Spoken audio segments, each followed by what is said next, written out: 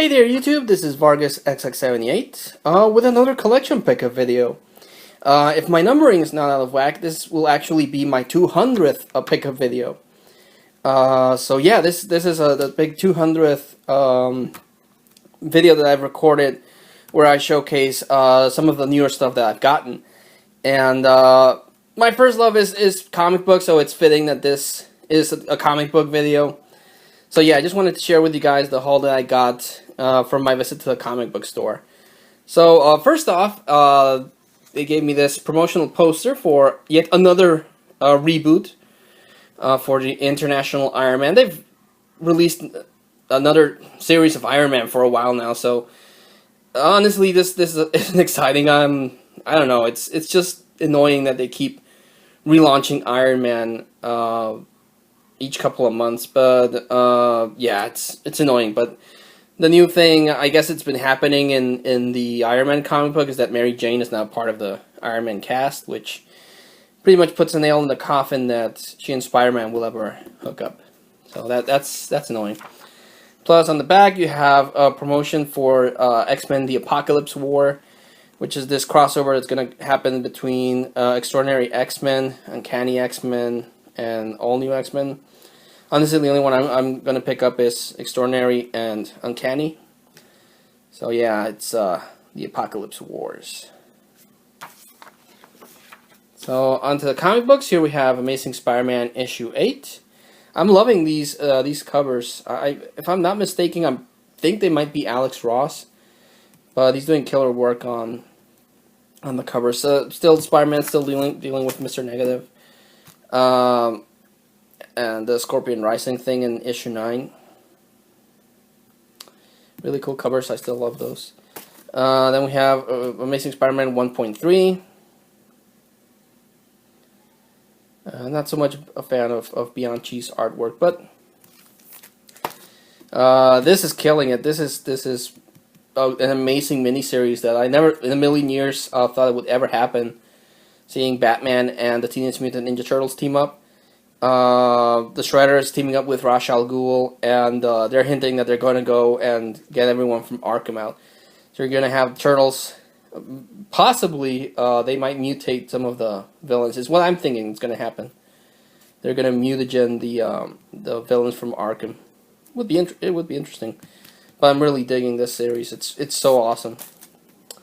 Then we have Dark Knight 3, The Master Race. Turns out that what refers to the Master Race is a bunch of Kryptonians that escaped from Kandor, and they want to rule the world, so Batman has come back out of retirement to stop that. So this is really cool. I'm digging this series. It's a lot better than Dark Knight Rises 2, actually, so this is a lot of fun. This is really cool. Then we have the last issue of Deadpool and Cable, Split Second. Here you have Wade Wilson traveling in time, meeting different versions of Cable throughout the years, and at the end of this series, they kind of rejuvenate Cable, because Cable was already old when he was introduced, and as the years have gone by, he's gotten a lot older since his time hopping with Hope Summers. So at the end of this issue, they kind of use chronological energy to make him young. Not super young, but younger. So I guess to extend the character. So this was a lot of fun, actually. I'm a mark for time travel stories. Then we got issue 3 of Spider-Man Deadpool. This is really funny. You got, of course, Spider-Man.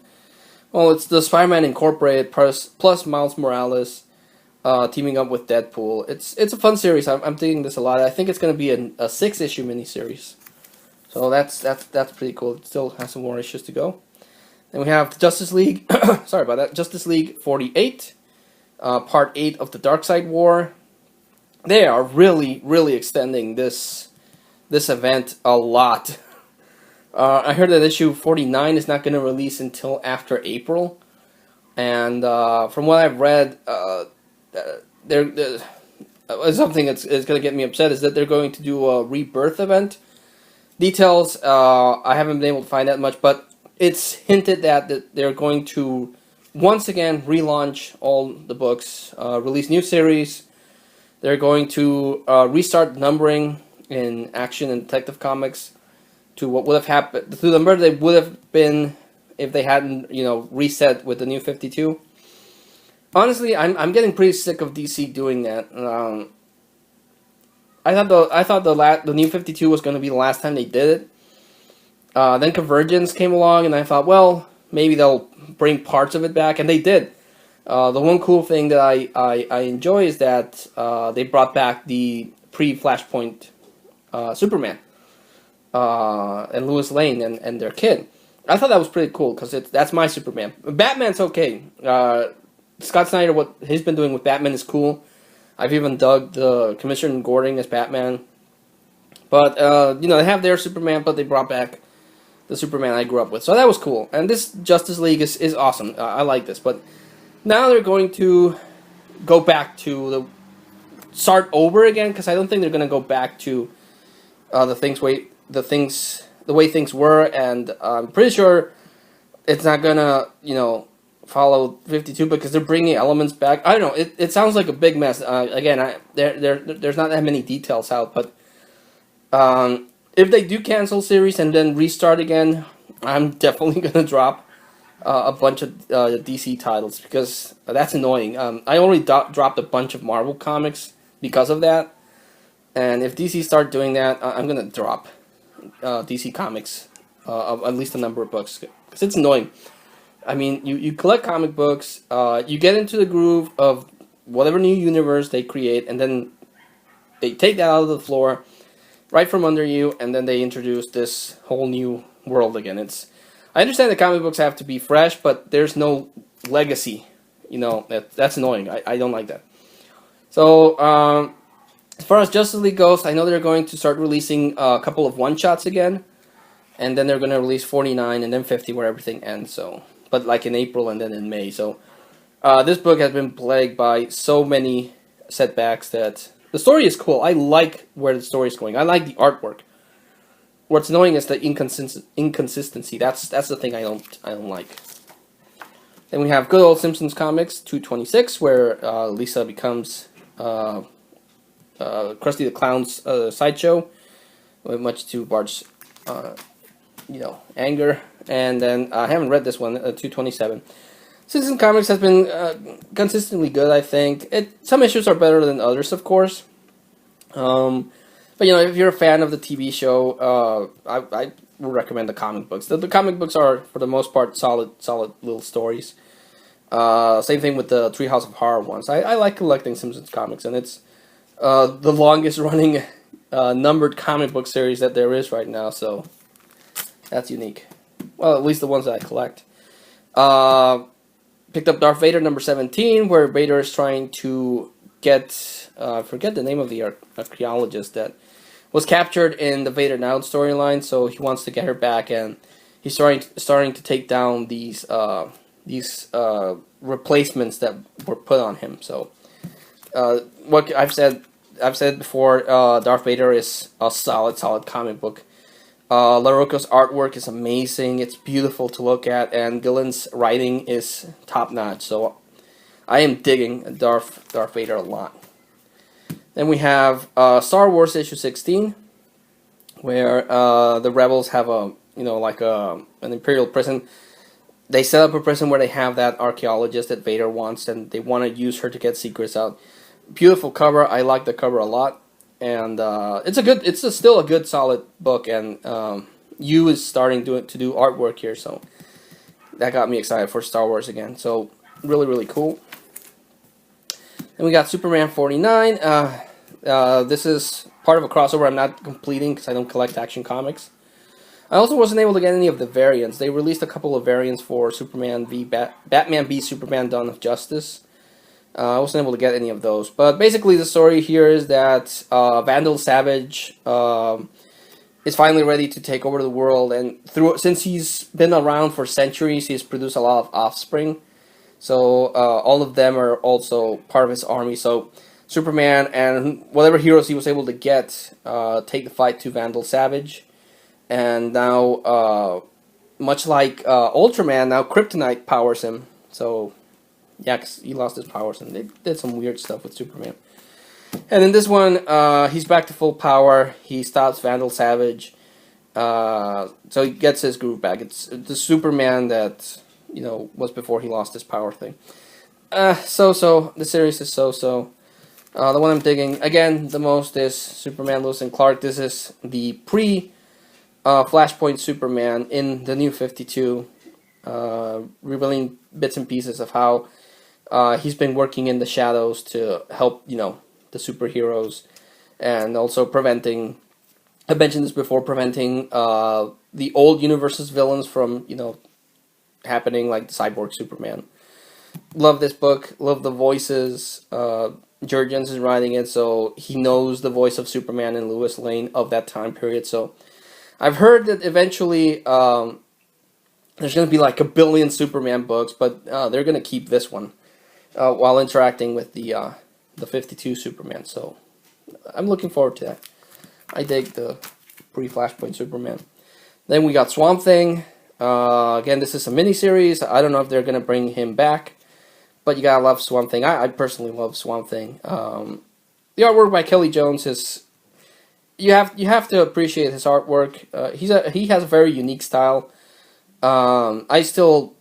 He did a run in Batman, which I don't know. His artwork is unique. You have to be a fan of his, and I don't hate, but I don't necessarily love. But for Swamp Thing, it fits. Then we got Extraordinary X-Men issue 7. When the series started out, Nightcrawler was like in a catatonic state, and I thought they were going to do something bigger with that. It's revealed here that the reason why he's all messed up in the head is because he saw a bunch of mutants being massacred in this town, so that traumatized him. So honestly, that seems kind of weird, because Nightcrawler has seen, honestly, he's seen worse. He's been to heaven, he's been to hell. So having that traumatized him was kind of a anticlimactic. I thought it was going to be something else. But, well. And then you have issue 8, which is the first part of the Apocalypse Wars, where some of the X-Men get sent to the future, where Apocalypse has risen again, and he has his Horsemen, which appears to be the Venom symbiote, Deadpool, Moon Knight, and someone else I don't recognize. So yeah, looking forward to the Apocalypse Wars, like I said. And we have Uncanny X-Men issue 4, where the Uncanny X-Men team are trying to stop the Dark Riders, who are killing off the mutant healers, because mutant healers might be able to save people from the Mpox virus and the Terrigen mists, and yeah, the Dark Riders want to take them out. It's a storyline that's been done before. I mean, they've killed off a lot of healer mutants in this series, and I'm not a big fan of people, of them randomly killing off characters. They killed Elixir a couple of issues back, and that wasn't too cool, because they started killing teleporters during a big event, and now they're killing healers, and I don't know, it just seems like a unnecessary massacre of mutants. Picked up Old New Wolverine issue 6, loving this series. I love Laura as the new Wolverine. This concludes the storyline where she and clones of her are fighting off this company that's trying to kill them off. I love this. I love that they killed 616 Wolverine, and then his daughter, Laura X-23 has taken up the mantle. So I love that I mentioned this before, but I love that they've turned X-23 into a legacy character. That's so cool. If they keep her like this, I'm fine with that. And if you want your Wolverine fix, Old Man Logan is in the new Marvel Universe. This supposedly takes place, like I might have mentioned before, during the 8-month gap, because all the other Marvel titles have an 8-month gap, between after Secret Wars and what's currently happening now. And this supposedly fills part of that gap. But Wolverine, Old Man Logan at least, is really messed up in the head. He doesn't know what's going on. He thinks that he's in the past, and that he'll be able to, stop the events that led to the destruction of the heroes.